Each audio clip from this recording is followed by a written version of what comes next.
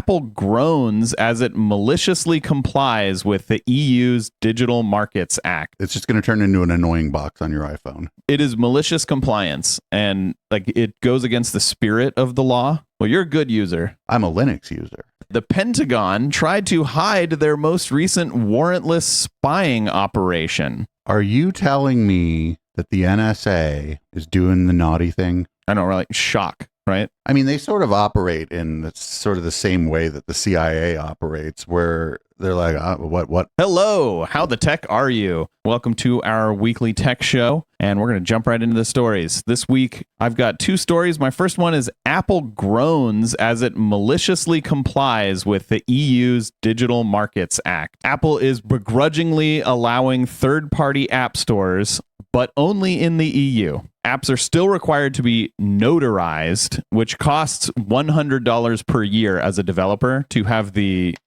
privilege to notarize your app so that it can be distributed on Apple's platform.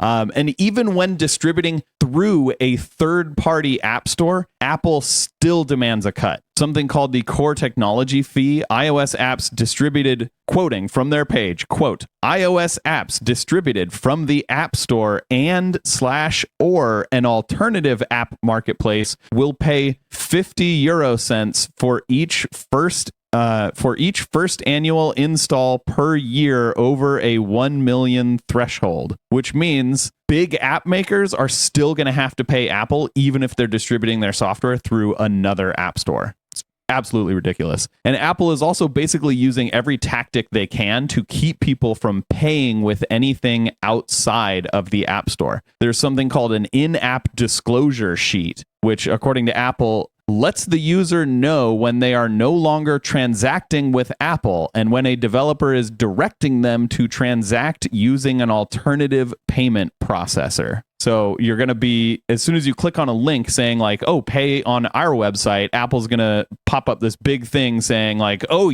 you might get scammed if you click there, pay through their website. So what do you think, Dave? I mean, it sounds like what Windows does when you try to install something, right? It's like, do you want to install this? I think people are just going to be yes on the annoying box, right? It's just going to turn into an annoying box on your iPhone. I mean, yeah, but it's such a shady like business practice. Just decide that like, you know, anyone else who wants to take you're just going to have to go through this big scary box. And I know it's going to keep people from doing it, which is what Apple wants. Apple wants you to not pay outside of the App Store. They want you to only pay through the App Store because then they get a big cut of every payment you make. Yeah, I think for most people it's like 30%. Yeah, I think there's some like scale where if you're a smaller developer, the cut isn't quite that big. But I think for most big apps, like the cut, like you said, I think is 30%. You might, their wording on this was very difficult to parse, but I think that if you're going through a payment outside of the App Store, your cut is discounted basically by 3%, which I guess would bring it down to 27% cut instead of 30% cut, which doesn't really seem like a whole lot. That's just the processing fees. Yeah, I mean, I guess Apple doesn't have to do the processing, so they're not charging you that like quote processing fee or whatever, but I don't know. It is malicious compliance, and like it goes against the spirit of the law. Apple being... Oh, I mean, maybe the EU is going to come back and be like, well, what are you doing? Hopefully. So it would be reasonable for them to just be like, just to say, oh, we're taking you to a website outside of this app for the payment. You know, click here to continue. Like that would be fine. Yeah, that is what they're doing, but it shouldn't be Apple making that decision. Right, the app should say... You already know, like if you're in the DoorDash app, you already know you're in the DoorDash app. You know, if DoorDash is having you go to their website then like, you know that you're transacting with DoorDash. I mean, I never sign up for payments for anything through an app. If I can just go to the website and do it, first of all, I just a couple big screens in front of me, a mouse and a keyboard. If I have to enter any information, it's much more convenient on a PC. You know what I'm saying? I sign up for everything like on the web. Usually if I know I want something even before I have the app, I'll just go sign up on the web, see what the web interface looks like, and then only install the app when one day it comes I need the app. Well, you're a good user. I'm a Linux user. I'm a Linux user. Yeah, this is Apple. It's really weird. They've come a long way from the plucky computer company with the pirate flag on their at their headquarters, haven't they? Yeah, they're the big evil corporation now. Yeah, they're the person they were throwing the hammer at in that one ad. Exactly. Well, I mean, sort of like how you become your parents or whatever. I don't know. Now IBM's this kind of cool, innovative company doing all kinds of weird and interesting things. not screwing you over too badly. It's pretty odd. How the turntables. How the turn has tabled.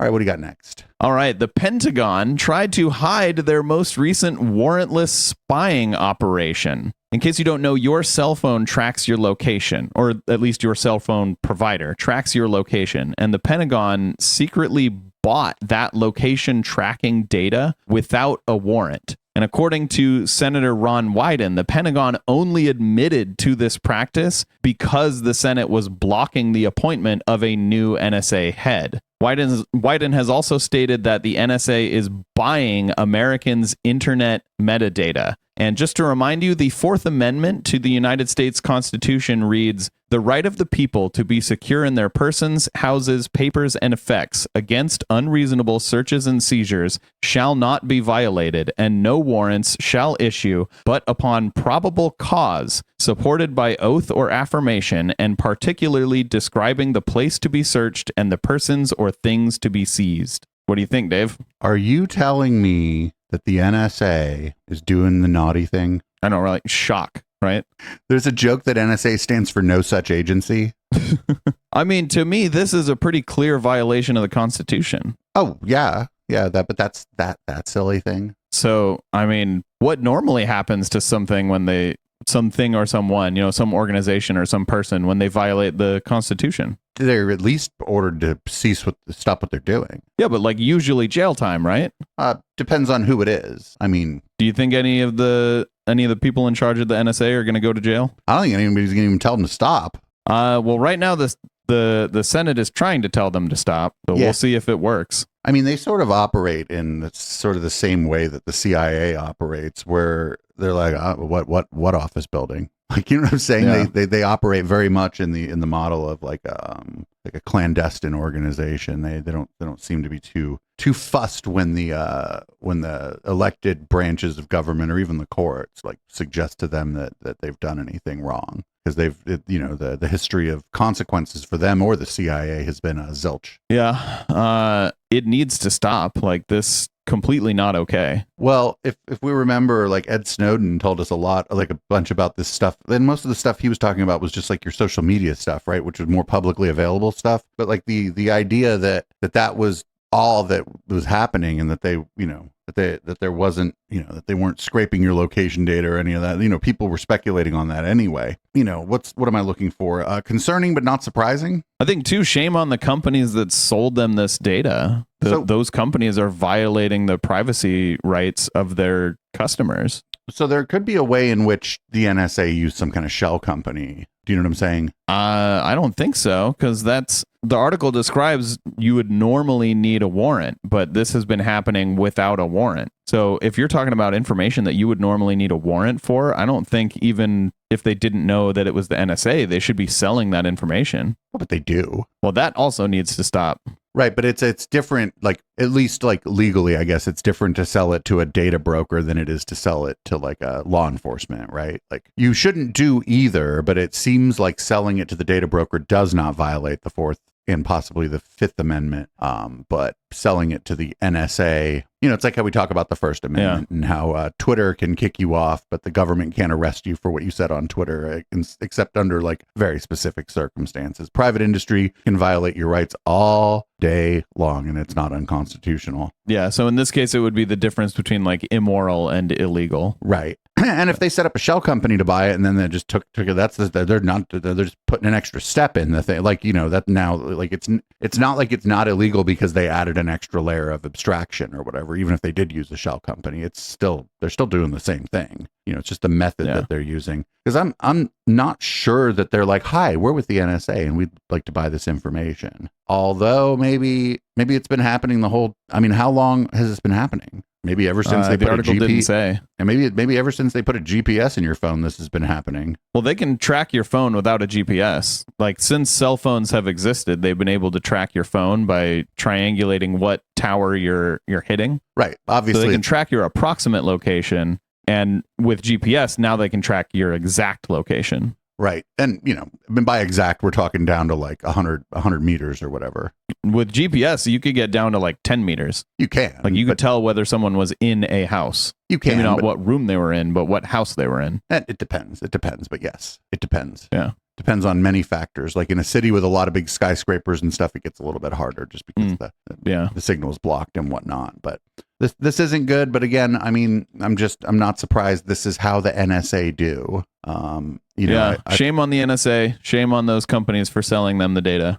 I feel like it's the NSA may be one of those organizations that just needs to be disbanded. And I would agree with that. Yeah. Bring it all under the purview of the FBI. It's not like the FBI has a stellar track record, but you can. I feel like the NSA is so far like outside of what any reasonable person would think a law enforcement agency should be doing that it might be disbanded and just expand the FBI. And again, it's not going to be much better. It might be even worse, but you got to try something, because I don't think anything's going to happen here. I think we're going to hear about this and then nobody's going to talk about it. I mean, like, clearly they're acting lawlessly. So, if they're not going to follow the law, but they expect other people to follow the law, like, fucking disband them. Well, I mean, this is how cops do too, right? Yeah. Well, well, and there are some same applies. There are some police forces that should probably be disbanded, like reconstituted. Yep. Mind you, the vigilante justice that would happen in the meantime is probably a bit of a problem. But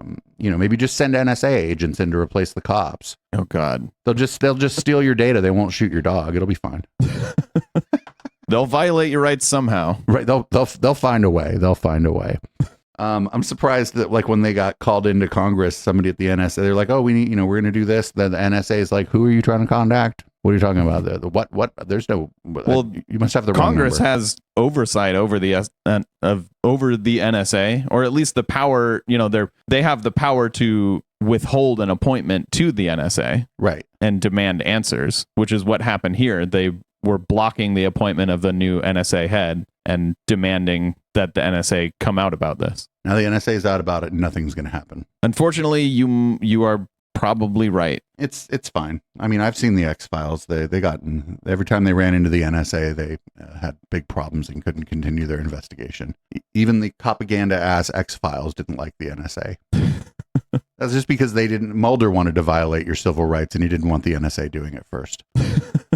Anyway, we're a little off topic. I just, no surprise here. It sucks, and a lot of people are, the First and Second Amendment are under attack. No, I think in our lifetimes, the Fourth and Fifth are the amendments that have been under attack. Also the 14th more recently, but that's a whole other can of worms. Thank you for tuning in to How the Tech Are You? We do this show every week, and we put it out into 3 segments on YouTube, and we also put it out as a podcast. If you'd like that you can find that at echoplexmedia.com, along with all our other shows. Don't forget to like and subscribe, and we'll have a recommended video here on the screen for you to check out next.